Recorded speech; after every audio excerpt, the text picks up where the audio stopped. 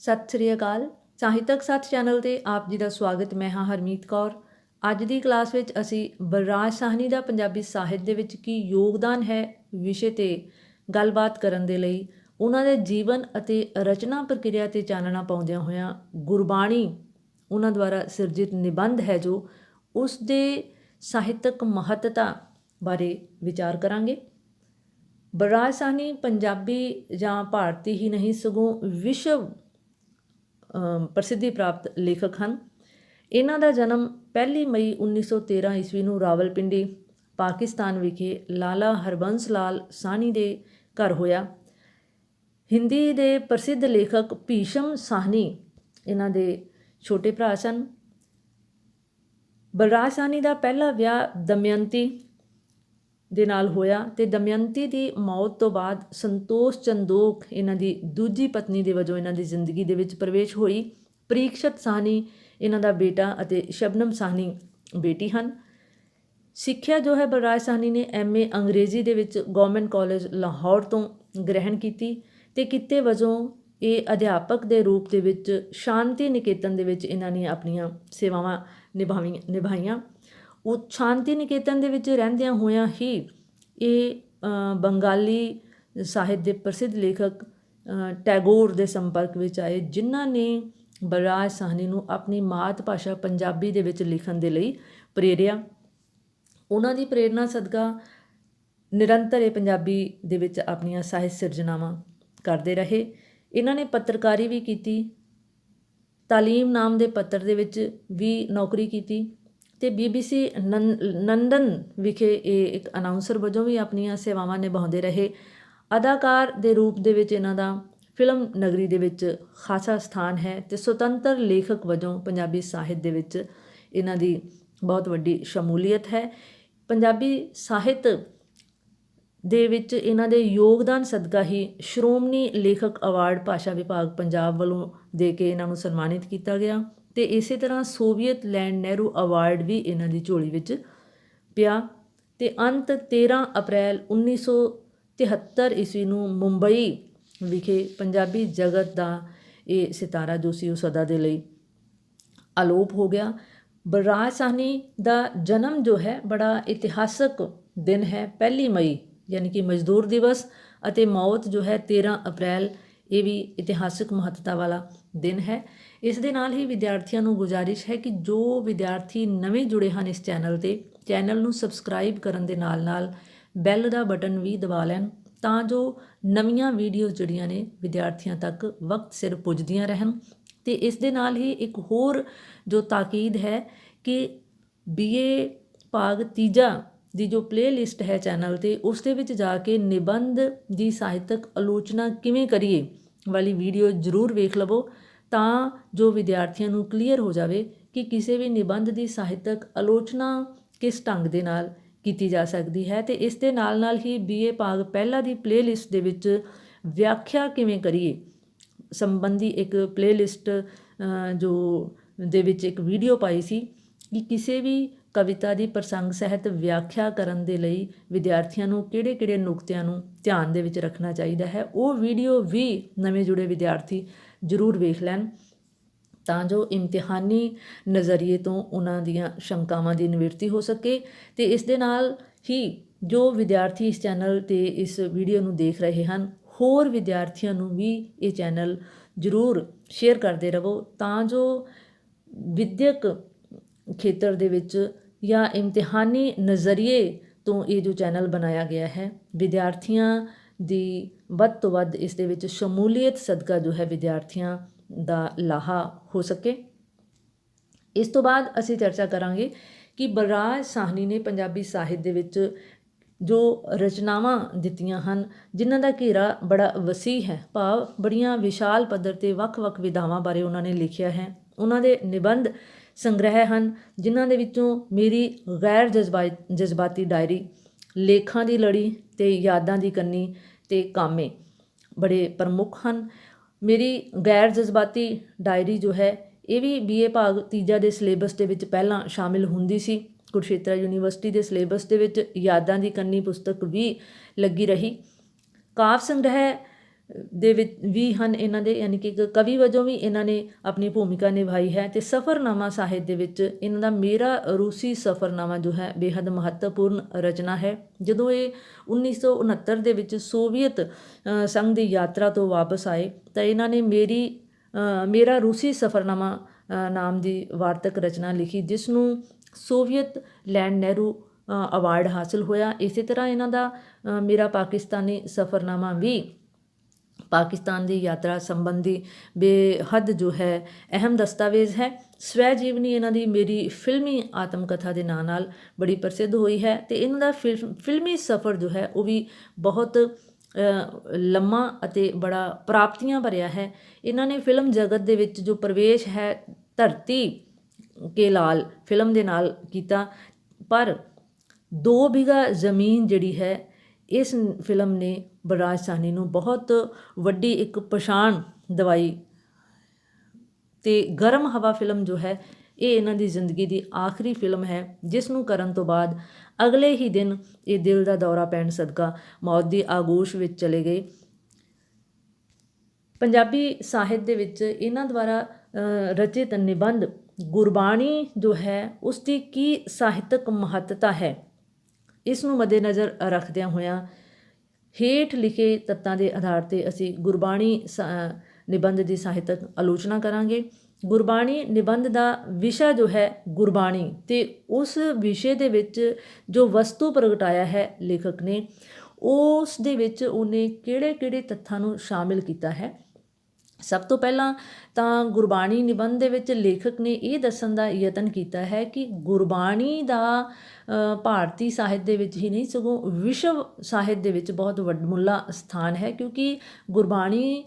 ਕਾਰਾਂ ਦਾ ਜੋ ਦ੍ਰਿਸ਼ਟੀਕੋਣ ਸੀ ਉਹ ਮਾਨਵਵਾਦੀ ਸੀ, ਮਾਨਵ ਭਲਾਈ ਵਾਲਾ ਸੀ, ਸਮਾਜ ਕਲਿਆਣ ਵਾਲਾ ਸੀ। ਉਹਨਾਂ ਦਾ ਨਜ਼ਰੀਆ ਜੋ ਸੀ ਉਹ ਇਨਕਲਾਬੀ ਸੀ। ਸਮਾਜ ਦੇ ਵਿੱਚ ਜੋ ਹੈ ਉਹ ਇੱਕ ਬਹੁਤ ਵੱਡਾ ਮਨੁੱਖ ਦੀ ਸੋਚ ਦੇ ਰਾਹੀਂ ਇੱਕ ਇਨਕਲਾਬ, ਇੱਕ ਪਰਿਵਰਤਨ ਦੀ ਗੱਲ ਉਹਨਾਂ ਨੇ ਕੀਤੀ ਸੀ। ਔਰ ਗੁਰਬਾਣੀ ਨੂੰ ਅਸਲ ਦੇ ਵਿੱਚ ਅੱਜ ਦੇ ਦੌਰ ਦੇ ਵਿੱਚ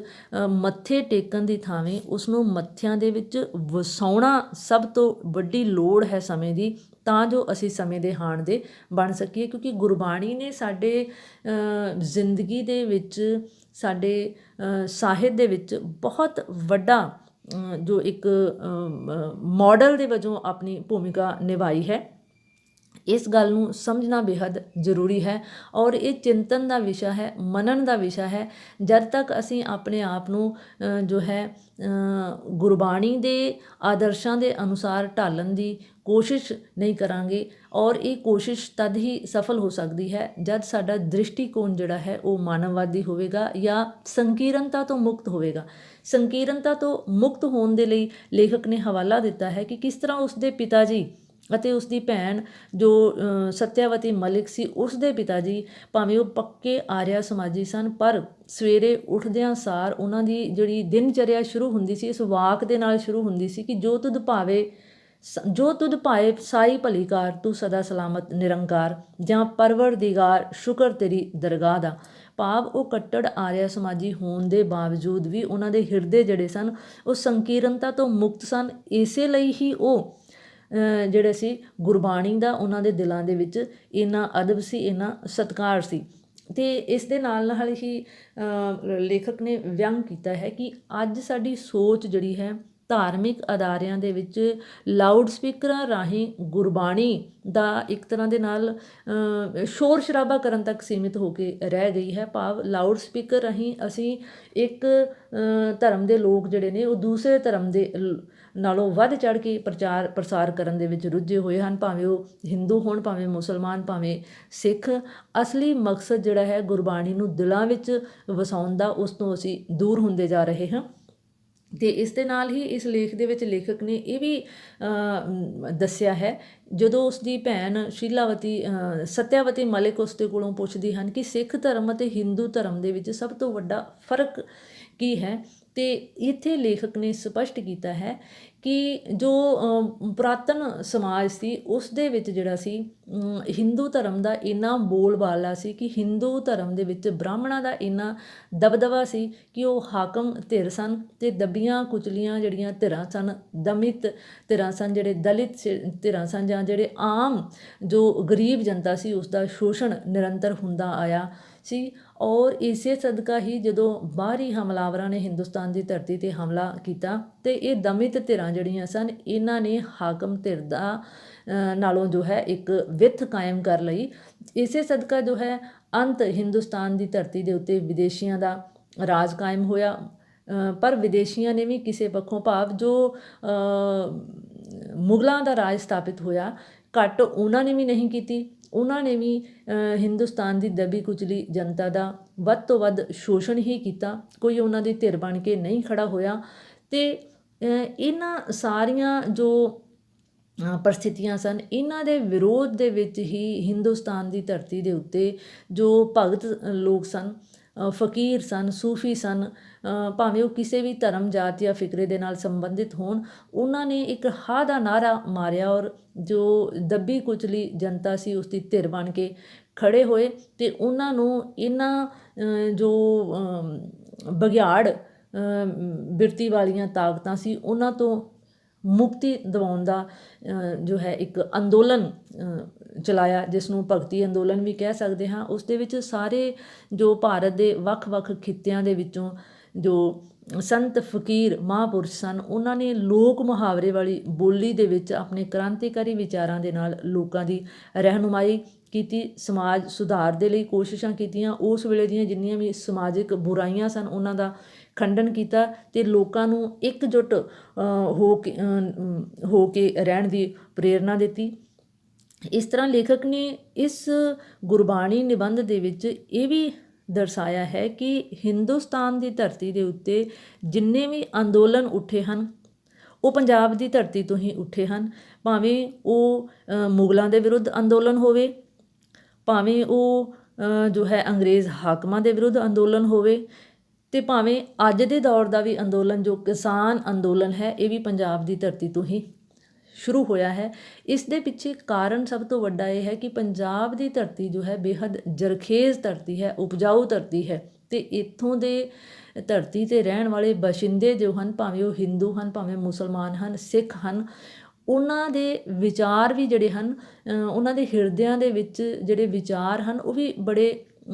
ਇੱਕ ਤਰ੍ਹਾਂ ਦੇ ਨਾਲ ਕ੍ਰਾਂਤੀਕਾਰੀ ਵਿਚਾਰ ਜਿਹੜੇ ਹਨ। ਜਿਵੇਂ ਧਰਤੀ ਜਿਹੜੀ ਹੈ ਸੋਨਾ ਉਗਲਦੀ ਹੈ, ਇਸੇ ਤਰ੍ਹਾਂ ਸੋਨੇ ਵੱਤੇ ਵਿਚਾਰ ਵੀ ਇੱਥੋਂ ਦੇ ਬਾਸ਼ਿੰਦਿਆਂ ਦੇ ਹਿਰਦਿਆਂ ਦੇ ਵਿੱਚੋਂ ਪਣਪਦੇ ਹਨ, ਪੈਦਾ ਹੁੰਦੇ ਹਨ, ਅਤੇ ਉਹਨਾਂ ਵਿਚਾਰਧਾਰਕ ਅਗਵਾਈ ਸਦਕਾ ਹੀ ਇਹ ਪੰਜਾਬ ਤੋਂ ਉੱਠੀਆਂ ਲਹਿਰਾਂ ਜਿਹੜੀਆਂ ਹਨ ਸਮੁੱਚੇ ਹਿੰਦੁਸਤਾਨ ਦੀ ਧਰਤੀ ਦੇ ਵਿੱਚ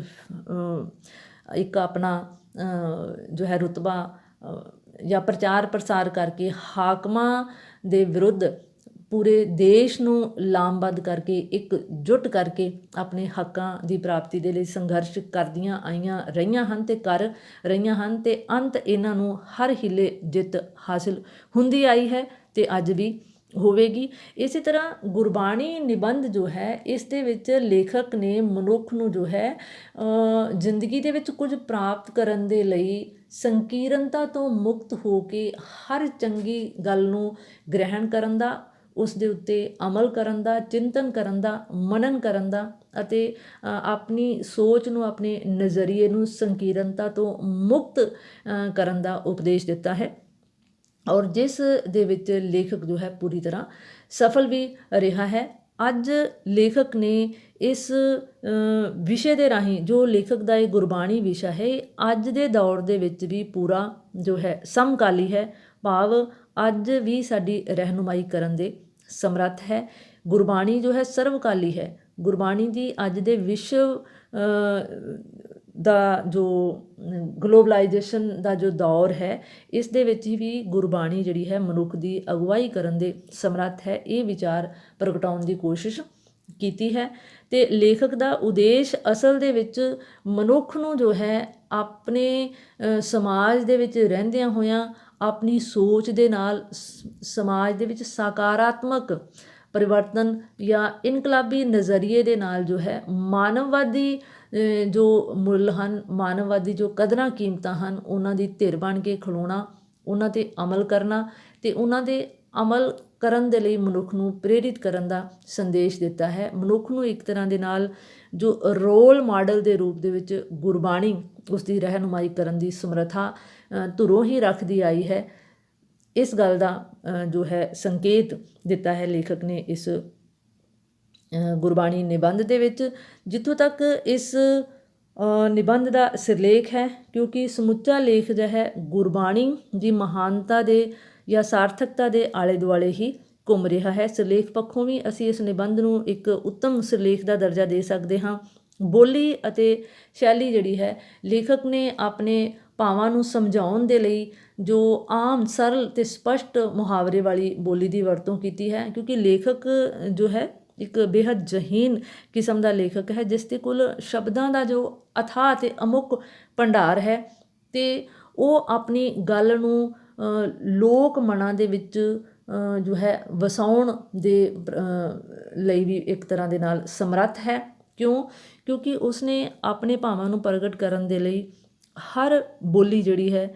ਜਨ ਸਧਾਰਨ ਵਾਲੀ ਬੋਲੀ ਦੇ ਵਿੱਚ ਆਪਣੇ ਭਾਵ ਪ੍ਰਗਟਾਏ ਹਨ ਅਤੇ ਲੋੜ ਪੈਣ 'ਤੇ ਉਹਨਾਂ ਨੇ ਦੂਜੀਆਂ ਭਾਸ਼ਾਵਾਂ ਦੇ ਸ਼ਬਦਾਂ ਨੂੰ ਵੀ ਗ੍ਰਹਿਣ ਕੀਤਾ ਹੈ ਅਤੇ ਇਸ ਆਪਣੇ ਲੇਖ ਦੇ ਵਿੱਚ ਵਰਤਿਆ ਹੈ, ਜੋ ਇਸ ਨੂੰ ਕੁਦਰਤੀ ਰੰਗਣ ਬਖਸ਼ਦਾ ਹੈ। ਵਾਕ ਅਤੇ ਪਹਿਰਾ ਬੰਤਰ ਜੋ ਹੈ ਗੁਰਬਾਣੀ ਲੇਖ ਦੀ ਬੇਹੱਦ ਸੁਚੱਜੀ ਹੈ ਔਰ ਇਸ ਪੱਖੋਂ ਵੀ ਅਸੀਂ ਇਸ ਨੂੰ ਇੱਕ ਸਫਲ ਜੋ ਨਿਬੰਧ ਦਾ ਦਰਜਾ ਦੇ ਸਕਦੇ ਹਾਂ।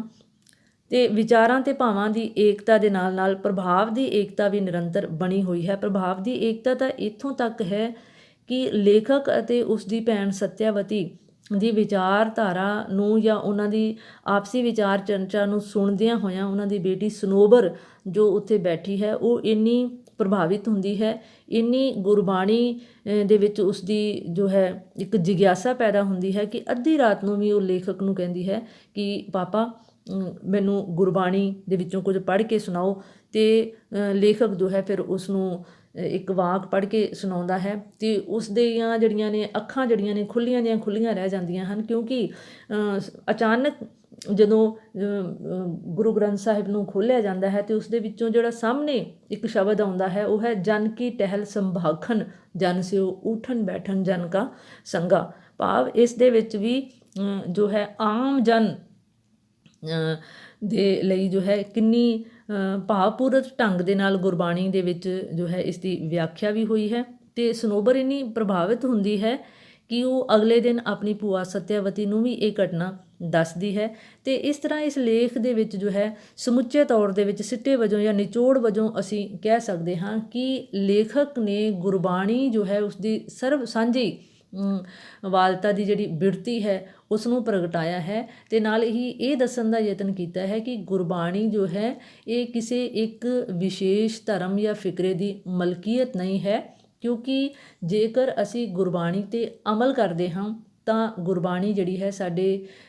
ਸਾਨੂੰ ਸੋਝੀ ਬਖਸ਼ਦੀ ਹੈ, ਸਾਡੀ ਜ਼ਿੰਦਗੀ ਦੇ ਵਿੱਚ ਰਹਿਨੁਮਾਈ ਕਰਦੀ ਹੈ। ਪਰ ਲੇਖਕ ਨੂੰ ਦੁੱਖ ਇਸ ਗੱਲ ਦਾ ਹੈ ਕਿ ਅੱਜ ਜੋ ਹੈ ਗੁਰਬਾਣੀ ਨੂੰ ਸਿਰਫ ਜੋ ਹੈ ਲਾਊਡ ਸਪੀਕਰਾਂ ਦੇ ਰਾਹੀਂ ਪ੍ਰਸਾਰਿਤ ਕਰਨ ਵਿੱਚ ਹੀ ਅਸੀਂ ਰੁੱਝੇ ਹੋਏ ਹਾਂ, ਜਿਸ ਦੇ ਨਾਲ ਜੋ ਹੈ ਇੱਕ ਸ਼ੋਰ ਸ਼ਰਾਬੇ ਦਾ ਮਾਹੌਲ ਪੈਦਾ ਹੋ ਜਾਂਦਾ ਹੈ, ਕਿਉਂਕਿ ਸਵੇਰ ਦਾ ਸਮਾਂ ਜਿਹੜਾ ਚਿੰਤਨ ਦਾ ਸਮਾਂ ਹੁੰਦਾ ਹੈ, ਮਨਨ ਦਾ ਸਮਾਂ ਹੁੰਦਾ ਹੈ, ਇੱਥੋਂ ਤੱਕ ਕਿ ਉਸ ਸ਼ਾਂਤੀ ਦੇ ਸਮੇਂ ਦੇ ਵਿੱਚ ਵਿਦਿਆਰਥੀ ਵਰਗ ਵੀ ਆਪਣੀ ਪੜ੍ਹਾਈ ਕਰਨ ਦੇ ਲਈ ਰੁਚਿਤ ਹੁੰਦਾ ਹੈ। ਅਤੇ ਜੋ ਸਾਡੇ ਬਜ਼ੁਰਗ ਹਨ ਉਹਨਾਂ ਦੇ ਲਈ ਵੀ ਸਿਹਤ ਯਾਬੀ ਦੇ ਪੱਖੋਂ ਵੀ ਉਹ ਸਮਾਂ ਜਿਹੜਾ ਹੈ ਸ਼ਾਂਤੀ ਦਾ ਸਮਾਂ ਹੁੰਦਾ ਹੈ, ਜਿਸ ਵਕਤ ਜਿਹੜਾ ਹੈ ਉਹ ਥੋੜ੍ਹਾ ਜਿਹਾ ਆਪਣਾ ਜੋ ਹੈ ਇੱਕ ਤਰ੍ਹਾਂ ਦੇ ਨਾਲ ਸੌਖ ਜੋ ਹੈ ਮਹਿਸੂਸ ਕਰਦੇ ਹਨ ਉਸ ਸਮੇਂ ਦੇ ਵਿੱਚ ਨੀਂਦ ਦੀ ਆਗੋਸ਼ ਦੇ ਵਿੱਚ ਸਮਾ ਕੇ।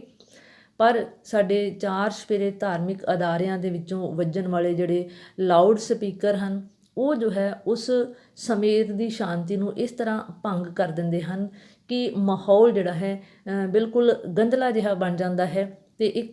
ਤਰ੍ਹਾਂ ਸਾਰੇ ਸਮਾਜ ਦੇ ਵਿੱਚ ਸਾਰੇ ਵਾਤਾਵਰਨ ਦੇ ਵਿੱਚ ਜੋ ਹੈ ਇੱਕ ਧਵਨੀ ਪ੍ਰਦੂਸ਼ਣ ਫੈਲ ਜਾਂਦਾ ਹੈ। ਇਸ ਤਰ੍ਹਾਂ ਲੇਖਕ ਨੇ ਜੋ ਹੈ ਇਸ ਲੇਖ ਦੇ ਵਿੱਚ ਗੁਰਬਾਣੀ ਦੀ ਮਹੱਤਤਾ ਦੇ ਨਾਲ ਗੁਰਬਾਣੀ ਦੀ ਸਰਬ ਸਾਂਝੀਵਾਲਤਾ ਦੇ ਨਾਲ ਮਨੁੱਖ ਨੂੰ ਗੁਰਬਾਣੀ ਨੂੰ ਹਿਰਦੇ ਦੇ ਵਿੱਚ ਵਸਾਉਣ ਦੀ ਤਾਕੀਦ ਕੀਤੀ ਹੈ। ਉਸ 'ਤੇ ਅਮਲ ਕਰਦਿਆਂ ਹੋਇਆਂ ਆਪਣੇ ਜੀਵਨ ਨੂੰ ਜੋ ਹੈ ਹਰ ਤਰ੍ਹਾਂ ਦੀਆਂ ਸੰਕੀਰਨਤਾ ਤੋਂ ਮੁਕਤ ਹੋ ਕੇ ਜੀਵਨ ਦੇ ਵਿੱਚ ਇੱਕ ਅਸਗਾਹ ਜੋ ਹੈ ਰੋਸ਼ਨੀ, ਇੱਕ ਪ੍ਰਕਾਸ਼ ਦੀ ਚਿਣਗ ਪੈਦਾ ਕਰਨ ਦੇ ਲਈ ਪ੍ਰੇਰਿਆ ਹੈ। ਇਸ ਤਰ੍ਹਾਂ ਉਮੀਦ ਹੈ ਕਿ ਗੁਰਬਾਣੀ ਸੰਬੰਧੀ ਜੋ ਗੁਰਬਰਾਜ ਸਾਹਨੀ ਦਾ ਇਹ ਨਿਬੰਧ ਹੈ, ਇਸ ਤੋਂ ਵਿਦਿਆਰਥੀਆਂ ਨੂੰ ਜੋ ਹੈ ਪੂਰੀ ਤਰ੍ਹਾਂ ਸਪਸ਼ਟ ਸਮਝ ਆ ਗਈ ਹੈ। ਇਸ ਦੇ ਨਾਲ ਹੀ ਮਿਲਦੇ ਹਾਂ ਅਗਲੀ ਵੀਡੀਓ ਦੇ ਵਿੱਚ। ਤਦ ਤੱਕ ਲਈ ਇਜਾਜ਼ਤ। ਧੰਨਵਾਦ।